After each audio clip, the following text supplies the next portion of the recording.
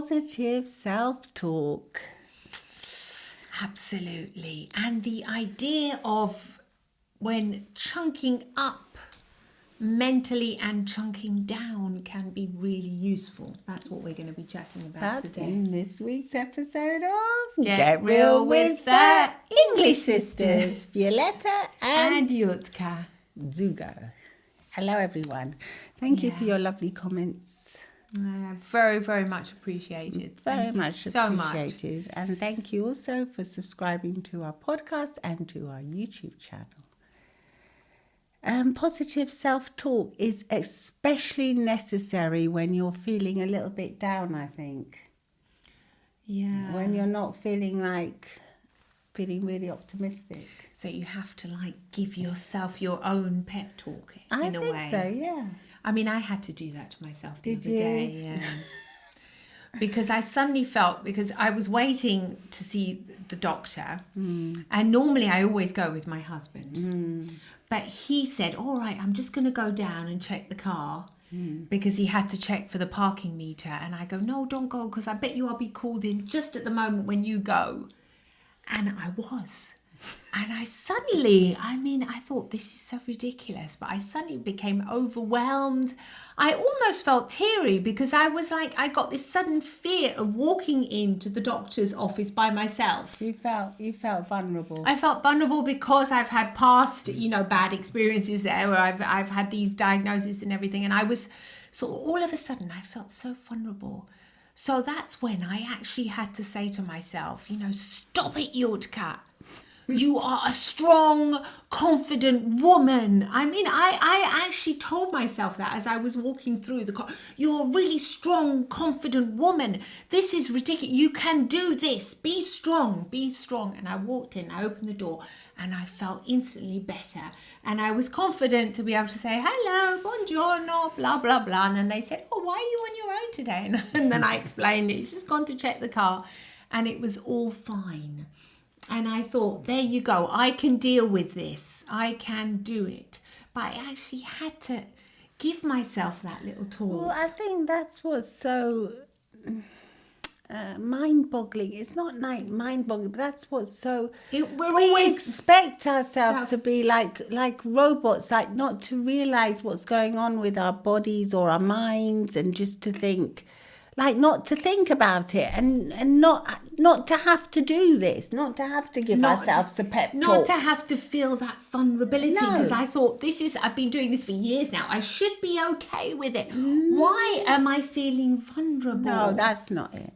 What I was thinking, I wasn't referring to that. What I was referring to is that even if you are feeling vulnerable, a lot of people, before we were therapists, we didn't realise that we had to kind of change our mental state and think, okay, what am I going to do that's more helpful to me? If I'm thinking, oh no, I don't want to go in on my own, I might get bad news. Yeah. I might get something, horrible's going to happen. And you start getting worked up and feeling overwhelmed. Well, then you're just going to get into that state of mind and emotions, and you don't know how to change it. No. Here we're giving you the tools to be able to change it and to say, yes, you can be more assertive. You can change your state of mind by thinking more positive thoughts. Yes. Like what you did. You said, it's okay. I'm a strong woman. I thought, it's okay. I know why I'm feeling vulnerable. Yeah, I know why. Because it. I've had experiences in the past that have led me to feel this way. However, it's fine. Because for a few seconds, I felt like a child. All of a sudden, mummy's gone. Help, And I thought, what kind of feeling is this? I was tearing up. So if I'd allowed myself to just continue with this frenzied thought, the thoughts would have transferred into physical emotions, because that's what happens to thoughts.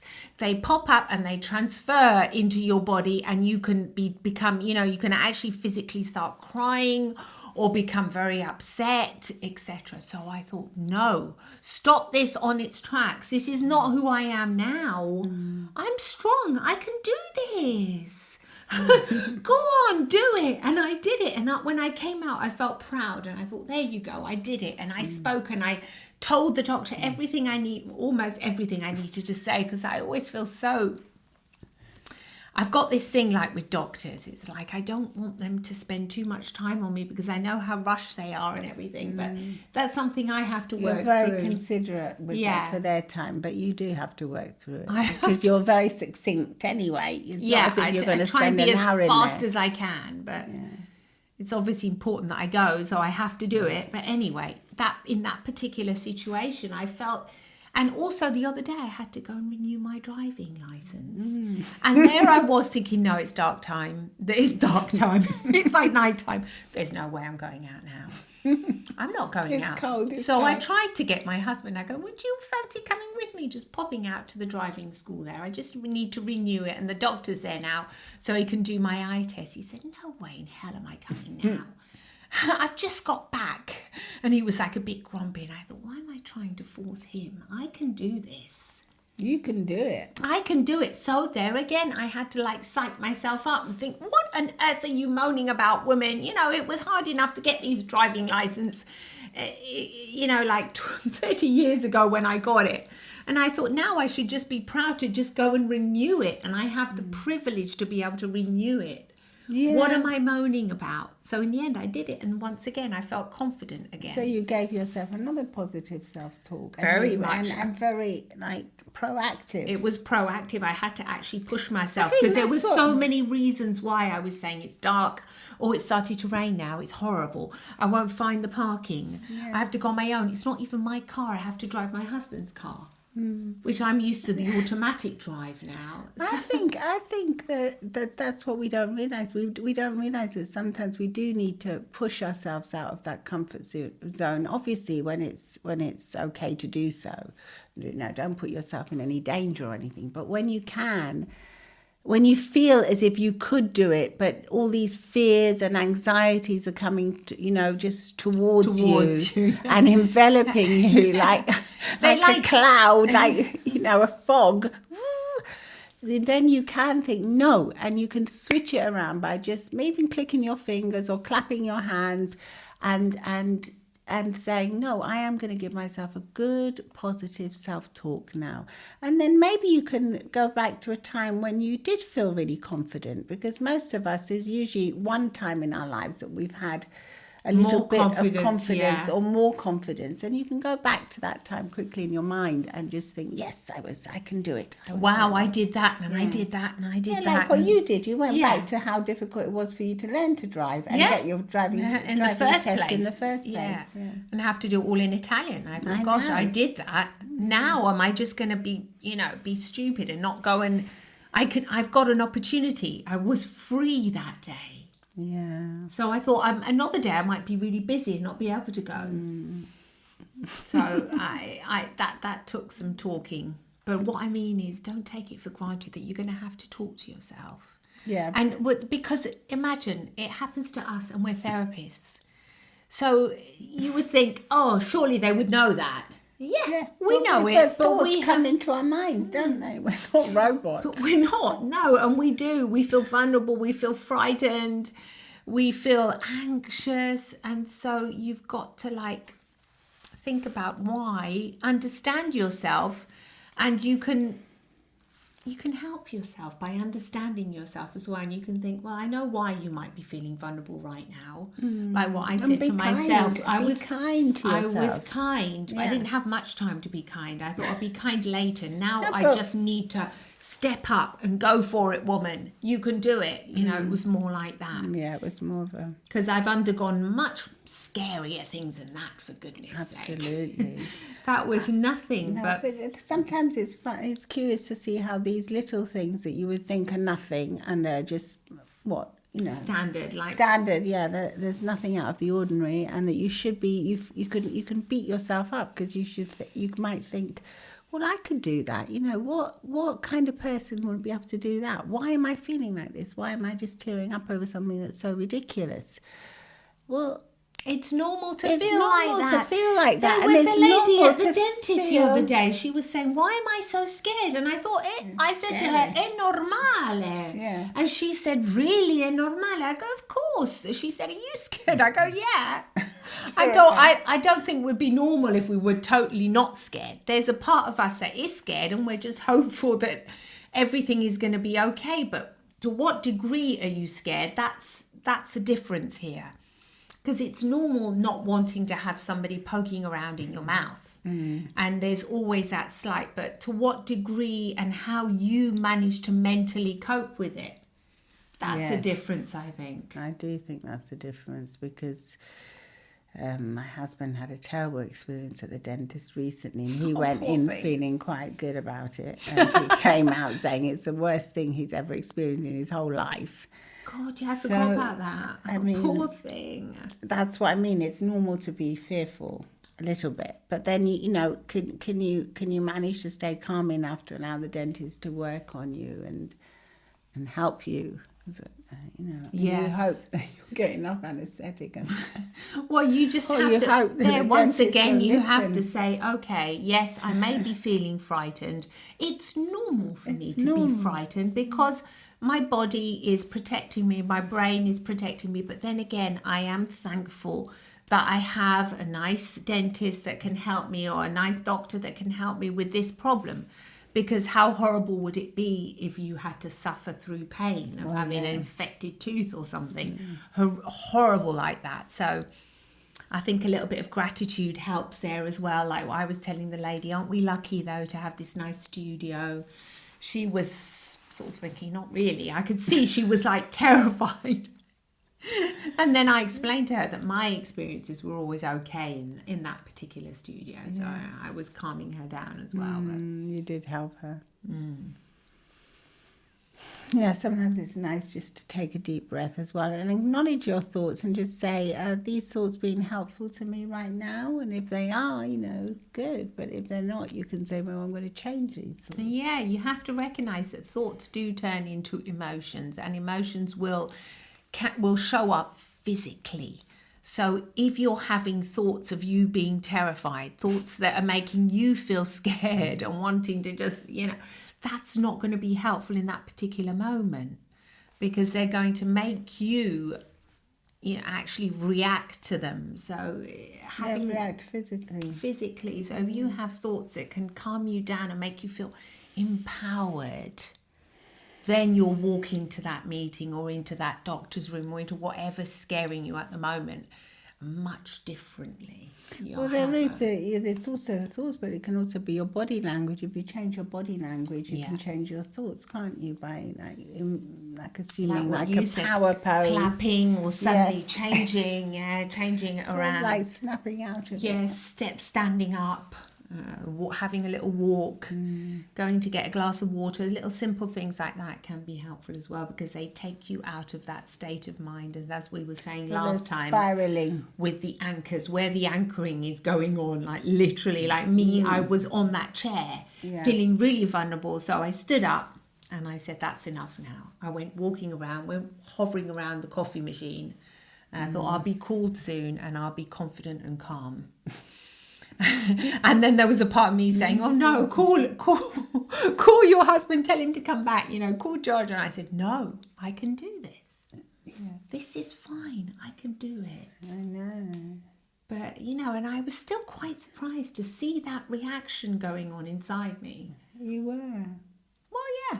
I mean, I was, but obviously there's a reason. It's curious to actually notice it, because most of us don't actually know what's going on in our minds, do we? No, it happens quickly. It happens all by itself without us realising what's actually going on. So if you can catch it. Yeah, I caught it and I saw the whole thing like in slow motion. I thought, no way am I going to do that. This is not going to happen now.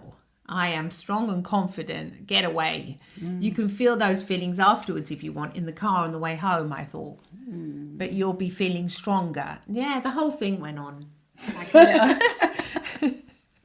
Like a movie. Yeah, well, I thought I am very spoiled and I'm lucky to always have somebody come with me, you know. Yes, but it is advisable, isn't it, when you've got a doctor's appointment that's going to be a bit tricky, when you don't know what the diagnosis is going to be. Yeah, it's because a lot of the times you can't remember half of what the doctor said.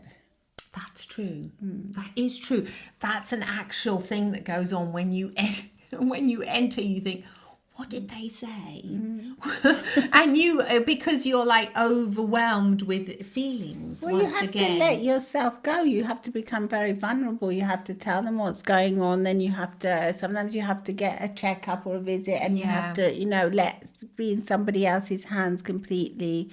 And if you're lucky that you have someone that you know and you trust, it becomes a lot easier. But Much when it's easier. someone new or like a hospital visit or someone. And lots of times there are lots of different doctors, aren't there? It they're can like be very teams. overwhelming, can't it? Yeah. I mean, it's not that I wanted to make this all about doctors, because it can be about anything. No, it can be really. about exams or a job Exactly, interview, yeah, or this is- even like going food shopping. You become overwhelmed because you don't know what to buy, or you don't know what to make, or you're trying to be healthy. God, It my can- younger it son can was be actually about saying anything. that. He was saying, Mum, how do you When you're organise overworked. meals all the time? What do you Yeah. think about, how do you make all the... like when we were little, Mum, how did you do it? Because he's living on his own now, and he thinks, I just find it so overwhelming to think of something to eat every night when I go home. Exactly. And I thought, I know, it's like weird, isn't it? How do you do it? And I guess you just think of little meals, and just sort of think of them in your head, and then You have a meal plan, don't you? well, he said that sounds really hard. It's intense, but once you get like my daughter was saying she couldn't have a meal plan. In the end, I said, "Yeah, it's really hard." And then the next day she did produced one. yeah. And she said, "Okay, I'm going to have make soup, make chicken, make this, and then prepare her meals." Like last night, she got home and she was starving, but she was lucky because she'd made herself some lentil soup the night before. So she had enough. So, or at the weekend, I can't remember. So she had enough to eat, and so then she stopped at the supermarket. She bought some eggs, and she had that with eggs and some bread, and it was sorted. But otherwise, when you've had a busy day working, and then you go home, and especially when you're not used to it, as mums, you get more and more used to doing it, and it becomes like part of an unconscious process where you might not even be thinking about it much. You just grab some stuff, and you've got things in the house that you can just make. Yeah, protein and healthy stuff and whatever. But yeah, even that can become. He was just telling me, I don't know, I haven't got the mental energy to think about it. I said, well, what have you got in the house? And then you get really hungry, and then you just tend to scoff. Or just order pizza again or something again. Or order something to take in now that you can have all this in stuff. Well, yeah. It's not as much in the little villages, but it's coming. They order quite a lot, don't they? Not really, no. No, they used to. No, he says it's not. That doesn't work that well in his little village. They used to more here, which paradoxically, we're in the countryside as well, but they seem to be more efficient around here. Oh, okay. Well, I mean, efficient. They bring pizza. That's it. That's the only thing you can order. Don't they bring like burgers and things? Burgers? Oh, I don't know. Maybe. I remember you telling me. Yeah, that one maybe. Of your sons had ordered a burger. Yeah, that's true. But yeah, I don't order them, so I wouldn't know. But anyway, so it's part of sort of preparing yourself for these things as well, isn't it? Thinking about it. Yeah, being nice to yourself, acknowledging, and then giving yourself a little prep talk. I mean, like when I was fed up of going to the supermarket, for instance, because we'd done so much shopping for our mum as well when she wasn't well. I just couldn't cope with it anymore. And then I used to have to quickly do a reset and tell myself off kind of thing and say, no, Violetta, you're lucky and privileged. You're privileged because you've got, you can go to the supermarket, you can afford to buy the things. You don't have to be scrounging and scrimping and thinking, what can I lucky. So stop being like... lucky, stop being silly kind of thing. Yeah. Just go and do it. And I would give myself this positive self-talk, and I would say, okay, and then afterwards I'm going to go and get myself a coffee. And I would give myself all this like encouragement in my mind, and then it would make things better and it would make things easier, because obviously it's not just about the supermarket in the end. We all have things going on in the background. Like we had our parents that weren't sick, or you might have someone, you might not be feeling well yourself. So in the end, it's like all these layers, a bit like an onion that you peel. So you think, oh, what's wrong with me? Why can't I do any of this stuff? Why am I so vulnerable? easy. Why am I scared? What's wrong with me? No, you have good reasons to be scared or vulnerable. You have them. Yeah. You can accept them. and acknowledge them. But at the same time, when you need to be proactive, that's when you can get that talk in, and it can be so helpful. Yeah, and you can do positive self-talk. You can do a quick reframe, just changing how you're viewing something, like the supermarket thing. You view it as being grateful, having gratitude, Privilege. Same with the dentist. You think, well, aren't I lucky to be able to be visited because my tooth hurts and I want to be seen? Or so if you start going in that with that mental mindset, that's going to be so much more helpful than just thinking, I'm scared. Am I going to feel pain? Stop it. I'm lucky. I'm privileged. I have a doctor who can see me. How many people in the world might not be able to have access to this? So when you change it quickly like that, it can be really helpful. And it's fast. Works fast. A few seconds, that's all it takes. Nobody needs to see what you're doing. No, you can just do it all quickly and quietly. Otherwise, you can set yourself a positive anchor, like by squeezing two fingers together, and you can say every time you squeeze your fingers, you can set it up by like closing your eyes. Not if you're driving, please. You can close your eyes, and you can I'm just thinking, if you're driving, turn this podcast off. Oh yes. But you can do this. So you can close your eyes, and then you can squeeze your fingers together, and you can visualize any finger that you like, or your hands and form a little heart, or whatever you want, anything like that. And then you can visualize a time in your life when you were feeling extremely confident and calm, and you can take 2 or 3 deep breaths and bring that into your body, close to your heart. And then when you open your eyes, you will have changed. Your state of mind will be one of positivity and gratitude. Wonderful. Wow, thank you so much for listening.